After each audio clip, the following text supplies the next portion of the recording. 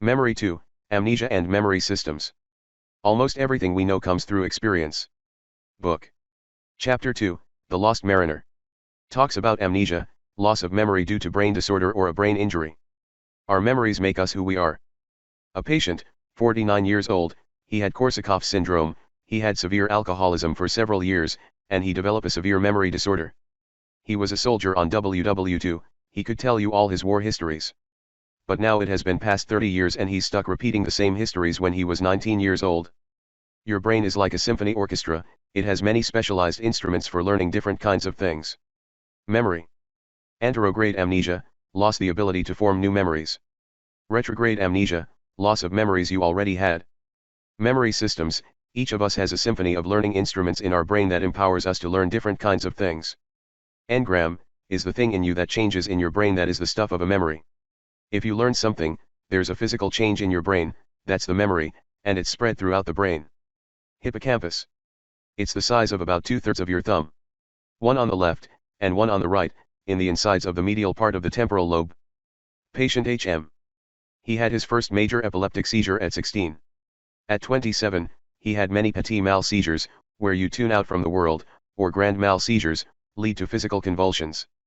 At 29, William Scoville took out the hippocampus, amygdala, and tissue that surrounds it, because most of the seizures start in the hippocampus, it's a very sensitive part for lack of oxygen, and diseases, it's very fragile and it's in charge of memory. As a result, he had very few seizures. But since then, he couldn't form any new memory, despite his normal intelligence and intact abilities. He could remember any new event for few seconds, but it would disappear completely within seconds, almost like an intact short-term memory, but impaired long-term memory. Repetition break the bounds of short-term memory and register something in long-term memory. But with patients like HM it doesn't matter, even if they repeat something, they will never be able to remember it. HM had the left and right hippocampus removed. But patient with only left hippocampus removed, are good at remembering verbal long-term memories. And patients with right hippocampus removed, are good at remembering spatial long-term memories. In both cases, short-term memory is pretty much intact. Explicit memory. You study something, and now you know what did you studied. It's divided in two. 1. Episodic memory, memory for specific time and place. 2. Semantic memory, we know a lot of things, but we don't know when or where we learned it. With HM. He could remember stuff from before his brain surgery, but he can't remember new things. Television amnesia, they forget who they're and where they came from, but after a while they're kind of fine, and can create new memories. Retrograde amnesia, loss of already known information. Most people are unknowledgeable about faces of people who were famous at the time they were famous, but if you're like 20, you don't know people who were famous before they were born. His memory for faces from the past is pretty normal. But since the onset of his amnesia it's terrible. Another patient.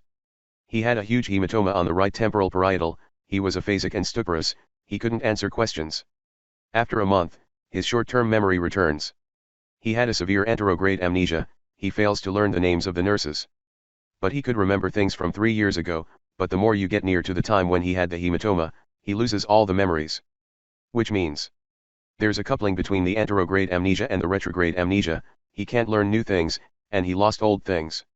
And as the anterograde amnesia resolves, the retrograde amnesia resolves in temporal order. For some patients with severe depression who fail to respond to medications and who have suicidal ideation, electroconvulsive therapy might be the last chance to help that person. Nowadays it's only done in the right hemisphere. They put electrodes in the head, which pass a current, and induces a seizure. They do that every second day for about 10 days. During the course of the treatment, they develop an anterograde amnesia, like HM. Because the hippocampus has a low seizure threshold. They can remember recent things better from stuff from years ago. But when they are on ECT, they only lose memory for TV shows from the last 2 years. This shows a temporally limited retrograde amnesia. After the ECT, their memory comes back and so does the knowledge of TV shows.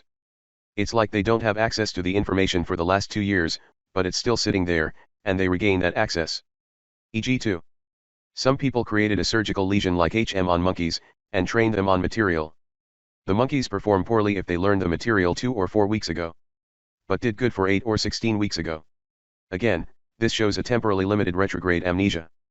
Which means, the hippocampus is not only in charge of creating new memories, but also for remember stuff from a week, a month, and a couple years ago, and it takes years from your memory to become consolidated, so that it no longer depends upon the hippocampus.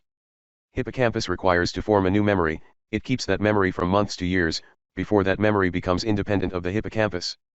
Image 42:57. Memory system. You're a symphony of multiple specialized learning circuits that are good for learning different things.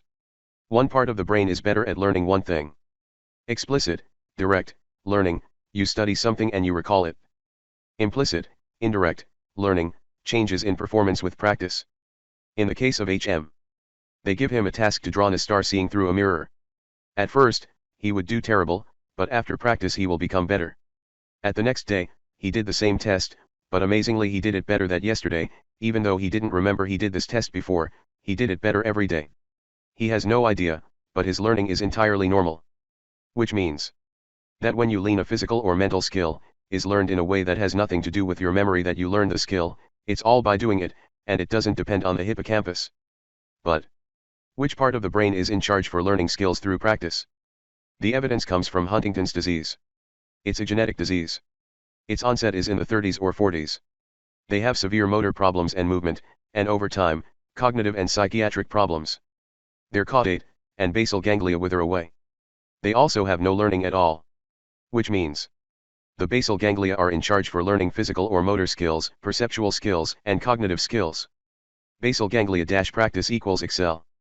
Repetition priming. You do better perform because it's something you did recently. Regular memory depends on the hippocampus. A recent experience biases you to behave in a certain way. If you ask somebody to study a list of words, like stamp, landmark, speak, clock, and 10 minutes later, you ask them to complete a list of words, like sta, tem, lan, sen. And most of the time, people have a bias towards completing the words as stamp and landmark, without even noticing. In the case of HM, he had the same bias as normal people do. This is what Freud called cognitive unconscious. He's not conscious that he saw a list of words 10 minutes ago, but it's making him to behave in a certain way now. So, what part of the brain does this kind of memory? Our insight comes from Alzheimer's disease. In Boston, about half of the people over 85 have signs of Alzheimer's disease. Alzheimer's is an insidious and progressive dementia. Dementia means loss of many abilities. The first problem is memory, then language, thinking, concentration, sometimes mood and personality. In the brain, the changes occur in the hippocampal region, temporal lobes, parietal lobes, and frontal lobes. Mild damage in the basal ganglia, involved in procedural memory, cerebellum, primary motor cortex, primary sensory cortices like occipital lobe, vision, temporal lobe, audition, parietal lobe, touch. Their gyri are widened, because of widespread neuronal shrinkage or death. The cells within their neurofibrillary tangles and amyloid plaques have died. The plaques are maybe part of the process that leads to the disorder, but we don't know yet. Where the tangles are most dense near the hippocampus, like their hippocampus withers away in both sides of the brain. Their blood flow and metabolism it's almost gone, because a lot of the tissues is there, but a lot it's not functioning. They have bad explicit memory, also bad recognition. But word stem completion, like the example of Stan, it's impaired in Alzheimer's disease. Which give us a hint that the priming depends on the neocortex, because it doesn't depend on the hippocampus. In short, explicit memory we know from amnesia depends on the medial temporal lobe, left verbal, right spatial. Skill learning we know from Huntington's disease depends on the basal ganglia. Repetition priming we know from Alzheimer's disease depends on the neocortex. We know that all our brain is learning. The brain is plastic, because it changes with experience. But different parts of your brain are learning different things. Basal ganglia be skilled. Neocortex gain knowledge and priming. Medial temporal lobe left side is learning verbal, and right side is learning spatial. So, just as there's a string section, a percussion section, etc. in an orchestra, in your brain, there are all these different instruments that are organized to learn all the different things you learned.